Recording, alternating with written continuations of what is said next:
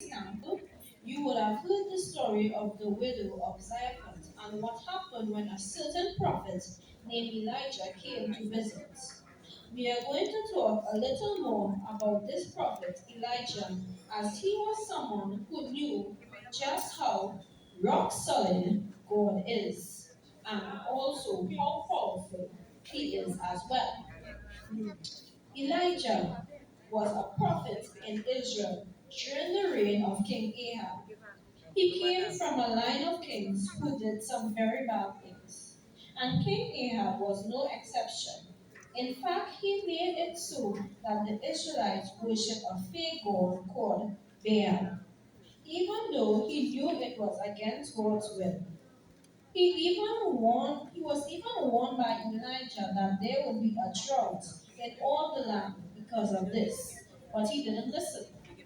Now Elijah knew that King Ahab was wrong, and he was brave and told him so.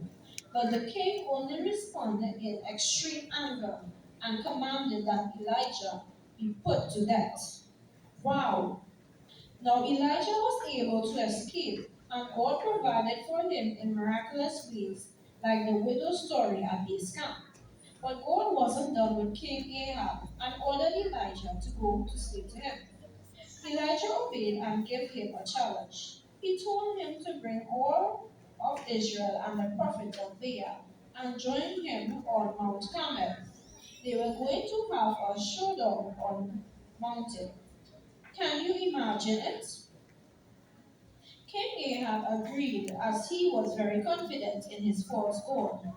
You know, I'm going to pause here and tell you about some special rules that you need when you are climbing a mountain.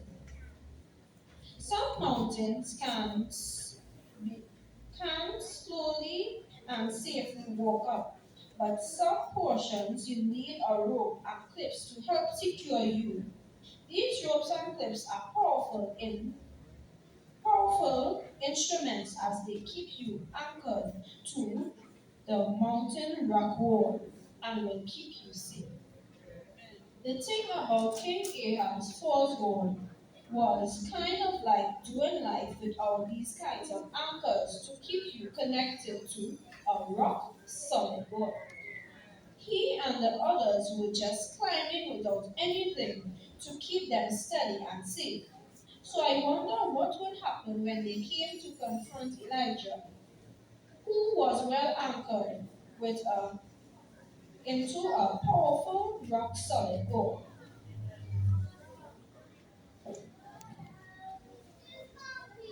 I can just imagine that Elijah was standing all alone on a power bridge, just like the one we're on.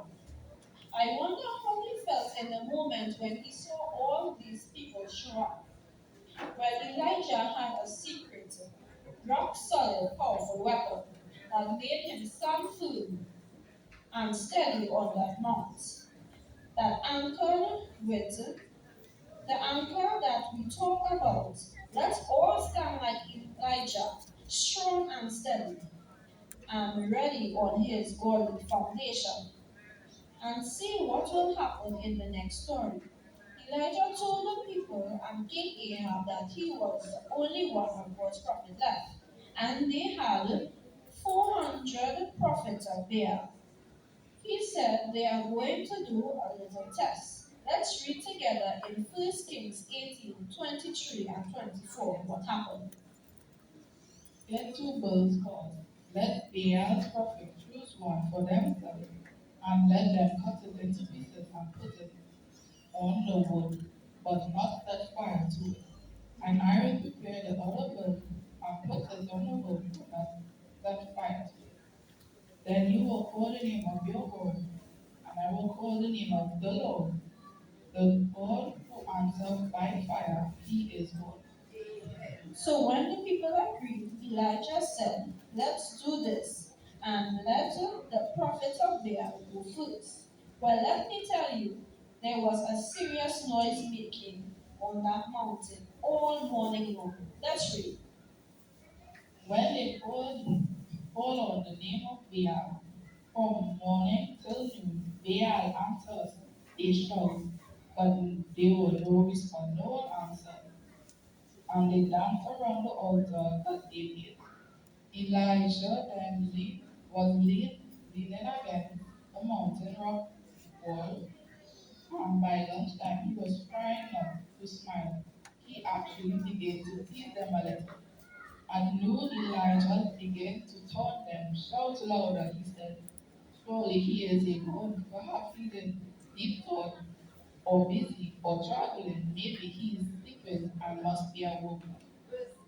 So they shout louder and slang themselves with swords and spears, as was their customized, until their blood flowed.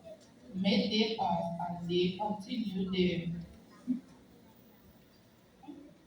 frantic food until the time for the evening sanctified.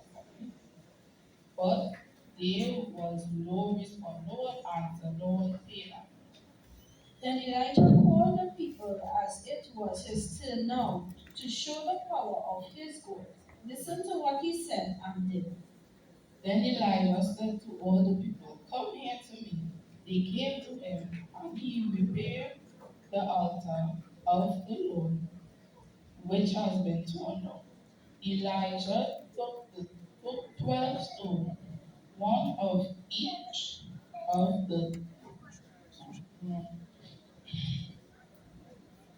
tribute dispute from tribes to choose from Jacob, to whom the word of the Lord has come, saying, your name shall be Israel. Isaac, sorry. With the stone he built an altar in the name of the Lord. He dug a trench around it large enough to hold two shields of seeds. He arranged the wood, cut the bird into pieces, and laid it on the wood. Then he said to them, fill 4 large jars of water and pour it on the offering and on the wood.